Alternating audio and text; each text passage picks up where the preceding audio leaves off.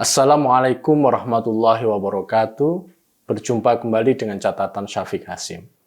Gerakan untuk menghidupkan Habib Rizik di tengah-tengah masyarakat dicoba kembali oleh 5 tokoh, Refli Harun, Rizal Ramli, Rocky Gerung, Natalius Pigai, dan Louis Sungkarisma. Tidak tanggung-tanggung 5 tokoh ini menurut Refli Harun ingin menyematkan penghargaan atas Habib Rizik sebagai tokoh yang menggalang persatuan umat demi NKRI. Saya tidak tahu kriteria dan alasan khusus apa yang digunakan untuk penghargaan itu. Tapi sekali lagi, namanya juga penghargaan. Kriteria dan alasan apapun terserah mereka yang memberi penghargaan. Apalagi ini sifatnya individual masing-masing yang memberikan penghargaan. Namun, jika boleh saya memiliki penilaian lain atas penghargaan yang disematkan pada sosok Habib Rizik Syihab ini, saya juga ingin melihat itu secara detail dan ingin membandingkannya dengan tokoh yang lain. Dalam sejarah kehidupan berbangsa dan bernegara, Habib Rizik Syihab muncul pada saat awal kejatuhan Soeharto. Beliau muncul sebagai salah satu tokoh PAM Swakarsa pada saat itu. Kita tahu semua bahwa PAM Swakarsa adalah kelompok sipil yang dikerahkan secara besar-besaran untuk membela Soeharto melawan gerakan reformasi pada saat itu. Pasca PAM Swakarsa, Habib Rizik mendirikan Front Pembela Islam atau FPI. Tujuan utama FPI adalah amar ma'ruf nahi mungkar, memerintahkan yang baik dan mencegah yang buruk. Dalam menjalankan misinya ini, FPI kerap kali melakukan operasi merazia tempat-tempat yang mereka anggap sebagai tempat maksiat. Masalahnya definisi tempat maksiat itu didasarkan pada pemahaman mereka sepihak. Karenanya dalam menjalankan operasinya mereka tidak peduli apakah tempat yang dirazia itu berizin atau tidak berizin. Bagi mereka yang penting itu tempat maksiat, maka mereka akan merazianya. Urusan mereka adalah membuang maksiat. Mereka tidak juga memikirkan orang-orang yang bekerja di tempat itu. Bahkan tidak jarang, operasi mereka menyebabkan bentrok baik dengan aparat maupun dengan pekerja. Bagi aparat, jika tempat itu berizin, maka tempat itu menurut negara legal, dan karena legal, maka mereka harus mendapatkan perlindungan. Namun bagi Habib Rizik dan FPI, meskipun tempat itu legal, tapi kalau tempat itu dijadikan sebagai sarana maksiat, maka mereka akan tetap melakukan razia atas tempat itu. Pihak aparat berpegang pada hukum nasional, Habib Rizik dan FPI berpegang pada moral agama. Di sini bagaimana Habib Rizik bisa dinobatkan sebagai tokoh pemersatu umat jika historisnya seperti ini. Perlindungan Rizik Syihab pada operasi FPI yang seperti ini terus-menerus dan tahunan berlaku. Tidak sekedar mendukung razia-razia ke tempat yang mereka anggap sebagai tempat maksiat, Habib Rizik juga suka menebar permusuhan atas tokoh dan kelompok yang dianggapnya berbeda dan menentang aksi FPI yang didukungnya. Dakwah-dakwahnya bisa ditelusuri lewat jejak digital. Kerap kali mengumpat dan berkuar-kuar bahwa si ini dan si itu laknat dan sebagainya. Pernah dalam sebuah acara TV, Rizik Syihab membuta-butakan Kiai Abdurrahman Wahid atau Gus Dur. Bagi kalangan NU, hal ini yang tidak bisa dimaafkan dari warga NU atas tindakan Habib Rizik Syihab. Bagaimana tokoh bangsa dan tokoh yang mereka banggakan diperlakukan seperti itu?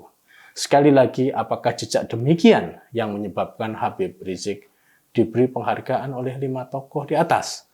Pada sisi yang lain ada tokoh seperti Jenderal Dudung dan Yakut Komas sebagai misal. Keduanya adalah pejabat publik. Jenderal Dudung ini adalah tipe pejabat yang berani menyatakan sikap dirinya tentang agama dan jabatan yang diembannya. Saya merasa senang ada seorang pejabat publik yang dengan lugas menyatakan pandangan-pandangan keagamaan yang netral di ruang publik. Meskipun tidak ada kewajiban untuk menyatakannya, namun itu tetap merupakan hal yang berguna bagi kita semua. Di mana gunanya? Dengan pernyataannya di ruang publik, itu menunjukkan pada kita bagaimana si pejabat publik memposisikan keyakinan mereka untuk urusan tugas publiknya. Sebagai misal, apakah dalam memutuskan dan menjalankan kebijakannya itu, seorang pejabat publik itu lebih banyak dipengaruhi oleh agama yang dianut ataukah oleh aturan-aturan negara.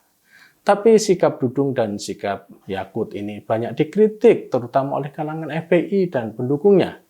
Dalam sejarah, nampaknya kita hanya merasa bangga dan senang jika pejabat publik yang menyatakan gairah keislamannya saja. Hal ini mengingatkan kita pada zaman Orde Baru, zaman berjayanya Ikatan Cendekiawan Muslim Indonesia, di mana banyak pejabat negara yang rame-rame mendeklarasikan diri mereka sebagai orang yang berislam di ruang publik. Itu disebabkan karena Soeharto mendirikan dan mendukung IJMI di akhir periode kekuasaannya. Karena begitu maraknya kecenderungan itu, sehingga muncullah istilah ijo royo-royo. Warna hijau atau hijau ini diidentikan dengan warna Islam.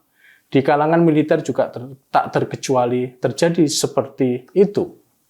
Sebutan jenderal yang menunjukkan pemihakannya ke organisasi Islam di ruang publik tadi disebut dengan istilah jenderal hijau.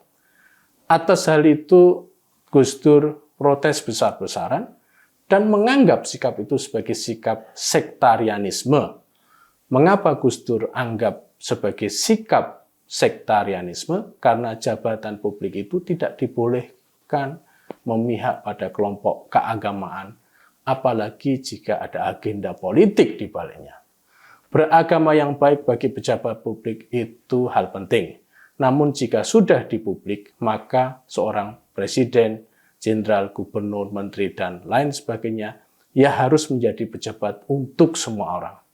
Karena negeri kita memang negeri semua orang, agama, keyakinan, dan sebagainya, maka pemosisian diri untuk bisa diterima di semua golongan dan kelompok itu mutlak adanya. Banyak dari pejabat yang kurang sadar akan keadaan ini sehingga mereka melakukan pemihakan yang sangat kentara. Kata mereka, wajar saja seorang pejabat publik untuk memberikan perhatian yang lebih besar pada kelompok mayoritas. Narasi ini sering disampaikan untuk menjustifikasi sikap ketidaknetralan mereka. Kenapa kita tidak bangga dan senang jika ada pejabat kita yang mencoba menyuarakan sikap kenegaraan dan kebangsaannya atas keyakinannya di ruang publik? Ketika Dudung menyatakan pikiran dia tentang Tuhan kita bukan orang Arab, pada dasarnya dia ingin mengungkapkan kebangsaan dan keagamaan itu bisa bersatu. Namun orang rame-rame mencemooh dan mengkritiknya, padahal dia ingin menyatakan bahwa sebagai orang Indonesia, dia bisa menjalankan agamanya dengan nilai-nilai kebangsaan yang terus melekat padanya. Ketika Gus Menteri Yakut menyatakan komitmennya untuk mengafirmasi kelompok minoritas, maka hal itu adalah hal yang perlu juga kita rayakan sebagai bangsa Indonesia. Bangsa ini akan hidup terus karena jika kita senantiasa memelihara dan merayakan keberagamaan. Sebagai catatan, memberikan penghargaan pada tokoh-tokoh yang disenanginya itu hak sepenuhnya bagi pihak yang memberikan penghargaan. Tapi rekam jejak akan memberitahu kita semua apakah penghargaan yang kita berikan benar-benar penghargaan atau masalah kesenangan politik saja. Demikian, wassalamualaikum warahmatullahi wabarakatuh.